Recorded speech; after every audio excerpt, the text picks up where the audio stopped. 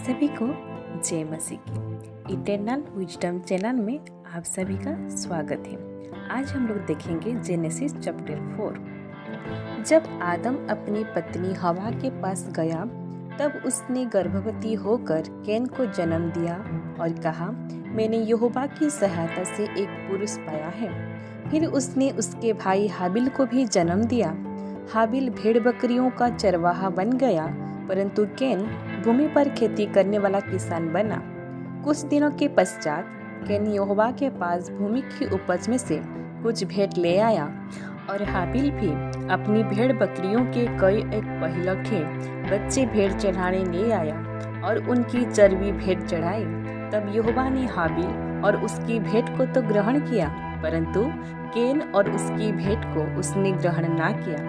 तब कैन अति क्रोधित हुआ और उसके मुंह पर उदासी छा गई। तब यहोवा ने कैन से कहा, तो क्यों क्रोधित हुआ और तेरे मुंह पर उदासी क्यों छा गई है? यदि तू भला करे तो क्या तेरी भेंट ग्रहण ना की जाएगी? यदि तू भला ना करे तो पाप द्वार पर छिपा रहता है और उसकी लालसा तेरी ओर होगी और तुझे उस पर प्रभुता करनी है।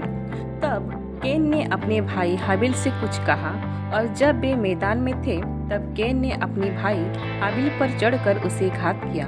तब यहोवा ने कैन से पूछा, तेरा भाई हाबिल कहाँ है? उसने कहा, मालूम नहीं, क्या मैं अपना भाई का रखवाला हूँ? उसने कहा, तूने क्या किया है? तेरे भाई का लहू भूमि से मेरी और चिल्लाकर मेरी दोहाई दे रहा है। इसीलिए अब भूमि जितने तेरे भाई का लहू तेरे हाथ से पीने के लिए अपना मुंह खोला है, उसकी ओर से तू शापित है। चाहे तू भूमि पर खेती करे तो भी उसकी पूरी उपज फिर तुझे ना मिलेगी और तू पृथ्वी पर भटकने वाला और भगोड़ा होगा। तब कैन ने यहोवा से कहा, मेरा दंड सहने से बाहर है। देख, तूने आज के दिन मुझे भूमि पर से निकाला है और मैं तेरी दृष्टि की आड़ में रहूंगा और पृथ्वी पर भटकने वाला और भगोड़ा रहूंगा और जो कोई मुझे पाएगा मुझे घात करेगा। इस कारण यहोवा ने उससे कहा, जो कोई कैन को घात करेगा उससे 7 गुना बदला लिया जाएगा। और यहोवा ने कैन के लिए एक चिन्ह ठहराया, ऐसा ना हो कि कोई उसे पाकर मार डाले। तब कैन यहोवा के सन्मुख से निकल गया और नोद नामक देश में, जो अदन के पूर्व की ओर है, रहने लगा। जब कैन अपनी पत्नी के पास गया तब वह गर्भवती हुई और उसने हनोक को जन्म दिया।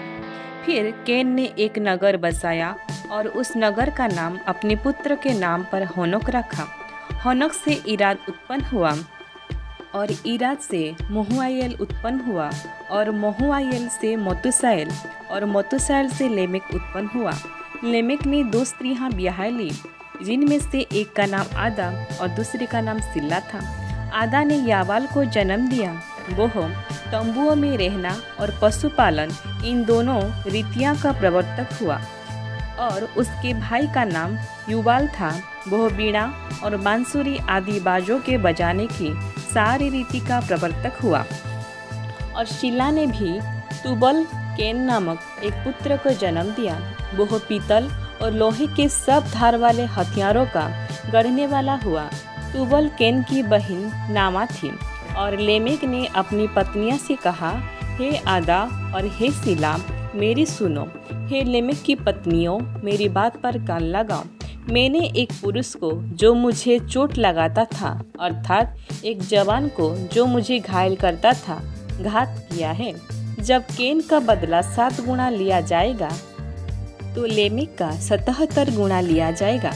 आदम अपनी पत्नी के पास फिर गया और उसने एक पुत्र को जन्म दिया और उसका नाम यह कह के सेत रखा।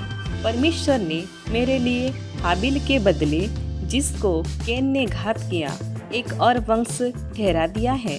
सेत के भी एक पुत्र उत्पन्न हुआ और उसने उसका नाम एनोस रखा। उसी समय से लोग यहोवा से प्रार्थना करने लगे।